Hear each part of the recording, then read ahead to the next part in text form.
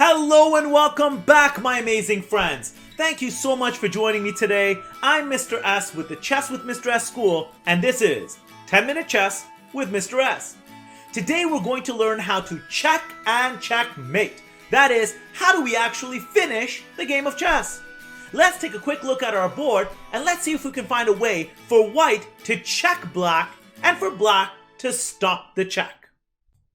Okay, let's take a quick look at our board and let's see if we can find a way for white to check black. In this game, white begins by playing pawn e4, moving the pawn in front of his king 2 spaces. We like to call the pawn in front of the king and the pawn in front of the queen one of the 2 front teeth, not the alligator teeth. The 2 front teeth, not the alligator teeth. We'll go over alligator teeth, minor pieces, and major pieces, and how we should better develop them at a later episode. For now, let's take a look at a check. White plays e4 and black plays e5, copying white's move. White now activates the knight to f3, a natural square we'll talk about later, and attacks the pawn on e5. Black says, "You're attacking my pawn." Pawn d6, protecting. If your $3 knight takes my pawn on e5, I'll karate chop you with my d6 pawn. Very good. White said, "I'm not going to capture the pawn on e5. You'll karate chop me on e5 with your pawn." So white played knight to c3. Very good. Now we have both of our knights developed, and black decides to play pawn a6. It's white's turn. Now white saw an open king and said, "I can't help myself. I see a check, and I must check you." He shouldn't have really checked in this position. Let's find out why. Bishop b5, check. Bzz, bzz, bzz. In this position, the black king is in check. Black must find a way to get out of check. For this, we have to look to CBR. Capture, block, or run like a chicken. Capture, block, or run like a chicken. Can you take a quick look and tell me, what do you think is the best move for black in this position? All right, let's take a look at our position and see what are black's options. The bishop on b5 is zapping the black king. Bzz, bzz, bzz. That's a check, and black needs to find a way to stop the check. In this position, black can do CBR, not CPR, but CBR. Capture, block, or run like a chicken. Capture, block, or run like a chicken. In this position, the best move for black is pawn takes bishop. We grab our pawn and capture the bishop. If you saw this move, quietly pat yourself on the back. What other options do we have to stop this check? Well, we can also block. When you're blocking a check, try and use a smaller piece, like a pawn, to block the check with this bishop. That way, the pawn comes in the way and says to the black king, "Don't worry, your majesty, I'll block this attack. There's nobody attacking you now because I've blocked it." Very good. Try not to block with bigger pieces like a queen. That won't be a very good block, although it'll stop the check. Bzz, it's blocked. Now the problem is, you're going to lose a $9 queen for the price of a bishop that's only worth $3.25. Doesn't sound like a good deal to me. You could also block with other pieces, like a knight or a bishop, and those are good pieces to block with, but the best thing to do is to capture. The second best thing to do is to block with the smallest piece you can find. And if you have no other options and you're still in check, run like a chicken. Get me out of here. You can do that as well, but that should be your last option. Let's take another look at a different position and see if you guys can find a way to stop the check. Okay, let's take a look at our new position with our queen on h5 and our opponent's king on e8. We are now checking the black king. Bzz, bzz, bzz. Black must find a way to get his king to safety. That is to either capture the queen, block the queen, or run like a chicken with your king. Well, in this position, black said, "You know what? I don't mind. I want you to take my king. I don't care. I'm going to move my pawn to e6. I'm going to move my pawn to d6. I'm going to move my knight to h6. None of those moves work because black is not allowed to do that. They must find a way to stop the check. There's no other move that's legal. That means it isn't allowed. Can you find a way for black to stop the queen from zapping the king? That's right. You guessed it. Pawn g6. It's the only way black can avoid check at this point. The black pawn on g6 is now attacking the queen and said, "You better run or I'm going to capture you." White played a very sneaky move here, which was hinted by one of our friends here. We call her Mademoiselle Fox. She's very sneaky, and she suggested bishop to e2. Black said, "What a terrible suggestion! How could you make such a mistake? My pawn on g6 simply captures your queen on h5, and now I win your queen. $9. Yes!" Well, in this position, the bishop captures back the pawn. But the difference is the bishop is now saying check to the black king. Check. Bzz, bzz, bzz. Black cannot avoid the check any longer. He tries to move the pawn and karate chop the bishop. Hi-ya! But the pawn doesn't take like that. He tries to block with the knight with like a little L. But the knight goes in a big L and would land on h6. That's not allowed because you're still in check. The king says, "Come on, I'm so important. Move out of my way. Hiya, come on, get out of here. Just give me some space. Move." But of course, you can't capture your own pieces. That's like eating your own hand. You're not allowed to do it. In this case, it's considered a checkmate because the king is under attack and cannot capture, block, or run like a chicken. Now let's take a look at the most famous checkmate in the world, called Scholar's Mate or four-move checkmate. All right, now it's time for us to learn the four-move checkmate or Scholar's Mate. Now, why do you think some people call it the four-move checkmate?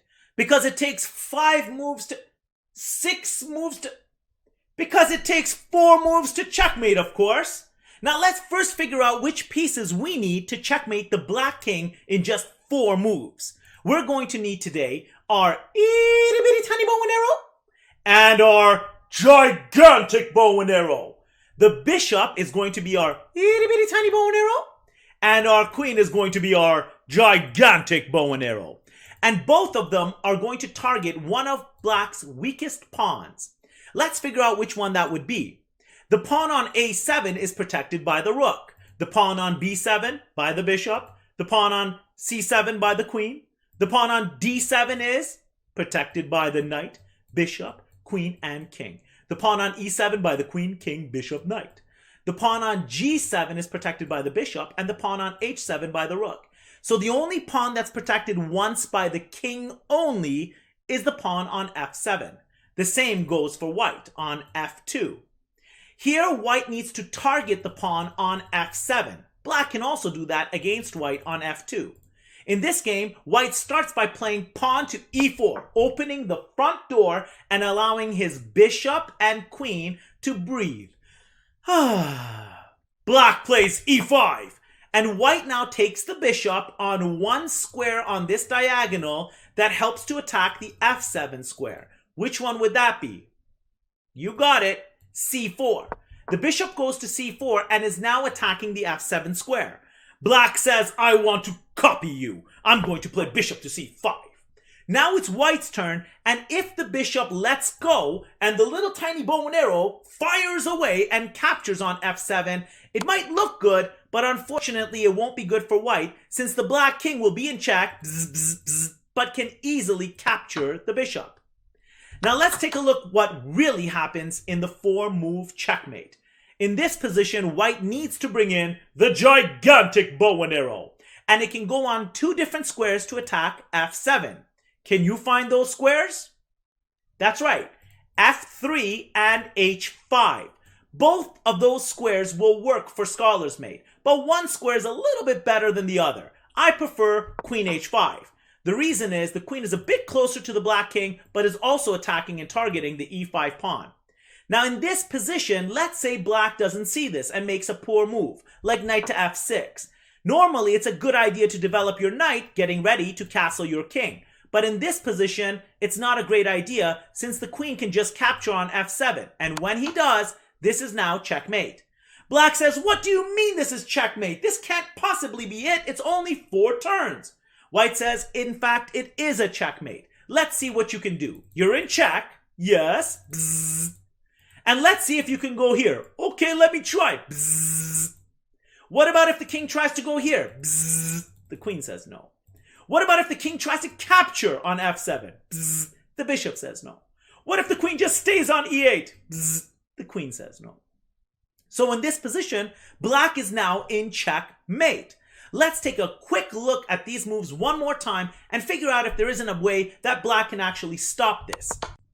Alright, let's wrap up today's lesson and see if we can't find a way for black to actually stop the scholar's mate or 4-move checkmate, or if black is just doomed to lose to scholar's mate forever and always. I sincerely hope not. White begins the game by playing pawn e4 and black plays pawn e5. Here white develops the bishop, itty bitty tiny bow and arrow, and remember, it goes to a square that it attacks f7, which in this case is c4.